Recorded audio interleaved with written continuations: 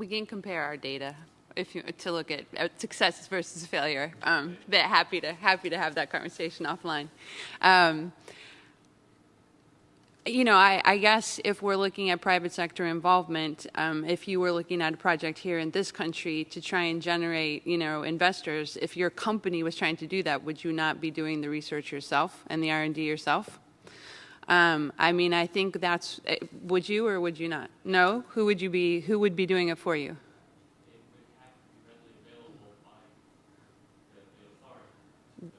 The water authority or the power authority or something like that. Well, and we may have to change. Yeah, what we may need to do is change the way business is done in some of these very resource-poor settings where that information may never be available if it's left to the public sector to generate it themselves or the state. If there are potentially some other non-state actors there who could get involved, like universities or other groups like that, I think that's possible. You won't see that level in Haiti for some time. Some other countries where we work, potentially, I'd say Rwanda, maybe Malawi, some places like that. But I do think it's completely based on the level of poverty in a country and the capacity of the government to generate some of that stuff. So it may need some, especially in the early stages like that, some public-private partnership to generate some of that, to then generate more private sector involvement. Bill Clinton would probably love to speak with you about that for Haiti. So, I would just add that, it's so variable from country to country. You mentioned Malawi. They're just starting a new database of their water resources and their wells and that information.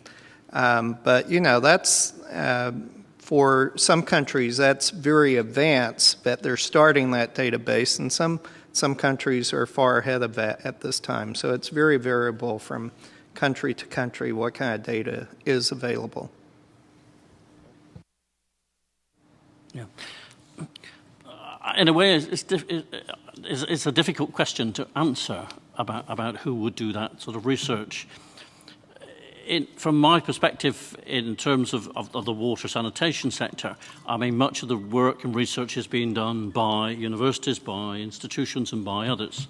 But one of the issues that you've brought up about the private sector and about you as a company, one of the things which I think we're realizing, and I think a lot of us are realizing, that in many situations, the commercial sector, particularly the civil engineering, construction companies, consultants, actually have an enormous amount of expertise that we don't have. In Haiti, for example, Oxfarm have brought in a French company and the international company Arabs to look at construction, to look at the damage to the buildings, to look at courses for communities on how they assess their own damage to their own houses.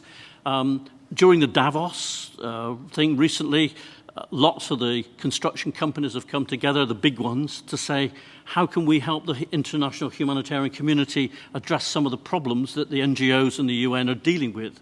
So I think in the past we've always been terribly reluctant, and we don't work with commercial companies. They're after profit, and we're there for on the humanitarian. But I think it's changing. I think it's changing because the companies themselves are changing, and I think people are realizing that they have an expertise that they can offer. And we're realizing that actually we don't have those expertise. We think we do. We think because we're a trained engineer, we've got a degree in mechanical engineering, civil engineering, we've got that expertise, but we haven't. And the same in the water sector. So I think there is movements around, and certainly from our side, we're using more commercial companies to do very specific jobs which they have the expertise to do. That doesn't mean to say that they're going to take over that humanitarian space, but there is definitely a role, I think, in the way forward, particularly when we're looking at urban communities in emergencies. Thank you, Paul. Any other comments, questions? Yes, please. Can you hear me? Okay. I just had a question. Donna had mentioned the issue of the bigger picture and looking at areas where you can kind of take these small solutions and make them, we use the word sustainable, but like actually create some sort of infrastructure. Have we seen any examples of that?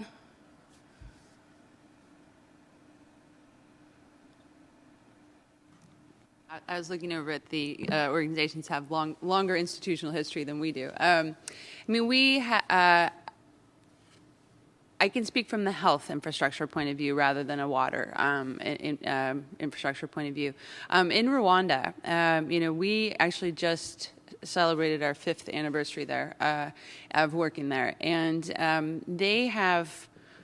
That government has had the ability to really take the approach that we started using there with the Clinton Foundation and to primary health care and scaling it up, and are now scaling it up countrywide. They have a plan for 2020 when they have figured out when they can hopefully self-finance it based on their systems of insurance and payments. We'll see. It's still 10 years out, and we'll see whether or not it's done. But I think we are starting to see some countries be able to do some of these larger infrastructure projects on their own or scale things up so that they will then take them over. Rwanda is a very specific case, and it also has had incredible economic growth compared to many other countries around the world in the last decade. But I think there are a lot of lessons to learn from there that we could use and apply to some other places.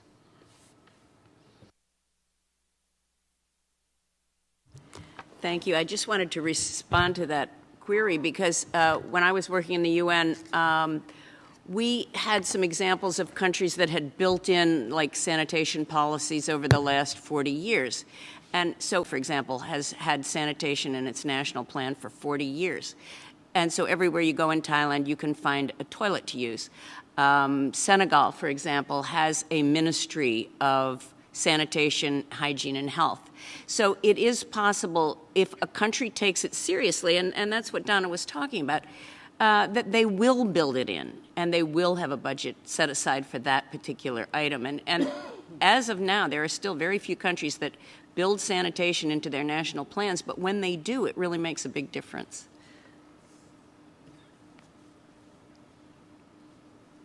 Thank you for that. Any other comments, please? Joshua? Hello? Go ahead. Yeah. Sorry, I've been hearing all the talk, and it's very interesting. So the thing that I'm getting also is that we're sort of following the example of the big countries who can afford, in addition to the money, the luxury of getting water resource, getting it dirty, and then dumping it, treating it, and dumping it someplace. And we have tried to apply the same way in these other countries. In other words, we don't see what in a few places have done that, and we've been talking about for 20, 30 years, the wastewater as a resource, because especially in those countries, in the tropical, Caribbean, Africa, whatever, you have a lot of solar energy, and solar power is getting relatively inexpensive. However, most people really think of it, let's make electricity and then use the electricity to do things. Whilst we can very easily boil water, I mean, they've been doing that for many years, and therefore disinfect the stuff. And the residuals then become a fertilizer for the food growth.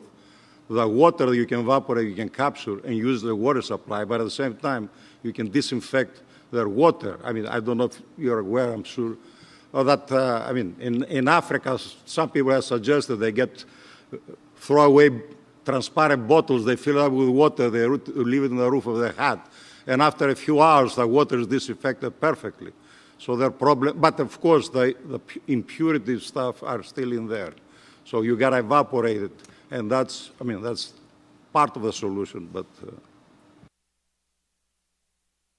I think the technological solutions are important. Does anybody want to comment? Or?